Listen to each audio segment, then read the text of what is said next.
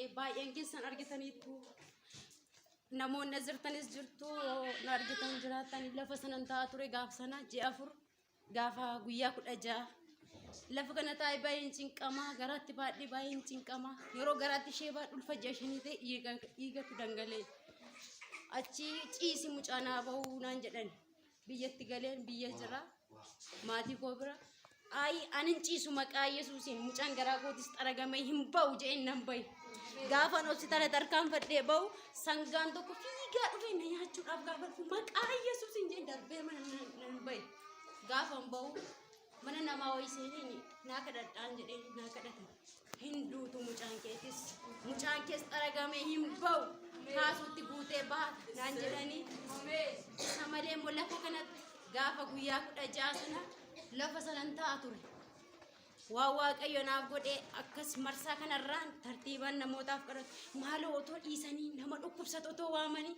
mana yaala nan naqa dhukkubuun qabu halkan na dhukkubsadha mana yoon galu okadheen ciisa nama si jibbisiisa naan jedhanii karaa isaanii dhuguma nama nan jibbaa ofin jibbaa daa'ima koo nan jibbaa jireenya koo nan jibbaa daara uffatama koo miiccachuu nan jibba nyaata qoonqoo kootti nyaadhulli nan jibba jechuudha.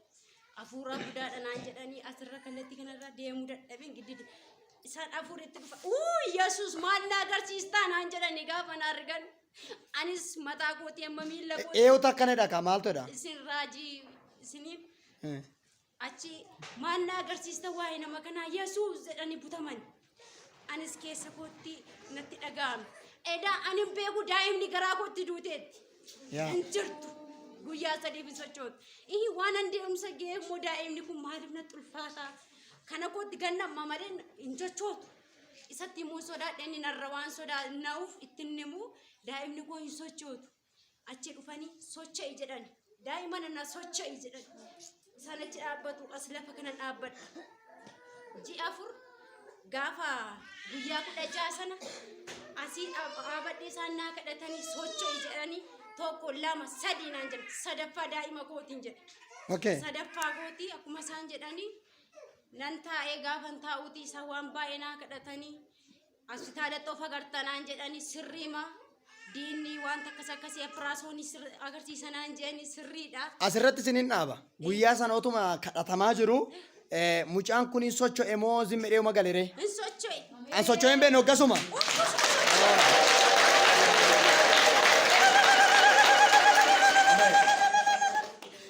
Mucaan kun socho'ee garaa kee keessa kan hin sochoone otuma kadhatamaa jiru yeruma sanatti socho'e. Otuma socho'i maqaa Yesuusiin jettu akka sarkaan asaa badheelan.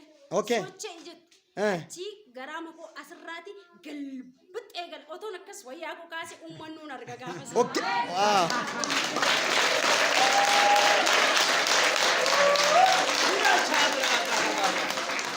Okay, guyyaa jimaataa sitti si kadhatamee guyyaa nati immoo itti dhugaa itti deesse immoo guyyaa yoomiiti? Gaafuma sana galgalande. Oh, hallelujah.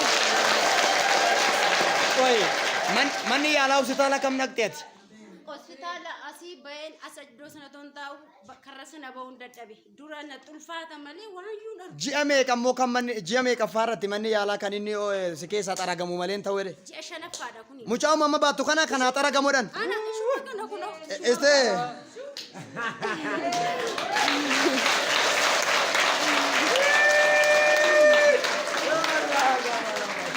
Manni yaalaa xaragamu siin jedhe?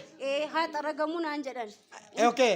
Ani immoo lakkin xaragsu. Waaqayyo immoo na keessatti lubbuutti godhaet. Waldaa kana ma akkamitti dhufte immoo ati guyyicha? Na dhukkubaa halkan dura isaa dhufee. Maalitti beekta waldaa kana?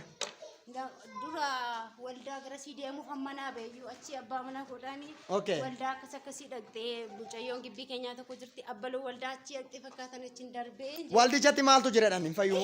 Waldicha tokko hidhaatii gamaa. Okay. Waldichi koo hidhaa namoota hundumaatii naan jedhe ani amaneen jiru waan ta'eef waa'ee waldaa kana. Maalan jedha ani mataan koo namatee ceepuun qabu. Okay. Maalan jedha waldaa akka warra dargaggootaatti iyyan tokkotu achitti gortee fakkaata ani koo waldaa gara sii deemeetanii dhufe. Waldaa jaarsolii. Achi waldaa sanatti hidhaa hiikamaa cabatu fayyaa achitti dinqiitu ta'aa naan jedhe. Okay. Achi hin dubbanne ameen jeetaniin cabaatu fayyaa dinqittaadhan. abbaa warraa makootu naan jedhe. Ishee. Isatti gaafanne musheen nan dhufee gaafa duraa carraa sin arganne numa dhukkubsadha nan bayi. Gaafa carraa lammaffaa suma gaafa ittiin waaqayyo na yaadatu gaafa du'aa garaa kooti sochoosu lafa kanatti waaqayyo hidhaa du'a daa'ima koos.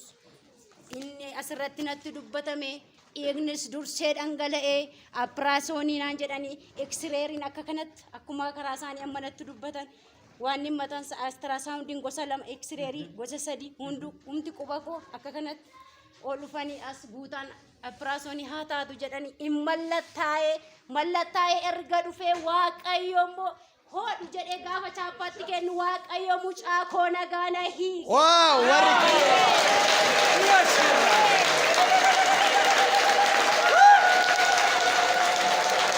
ammayyuu mataa gararraatti warri kana dhageessan galateeffataame.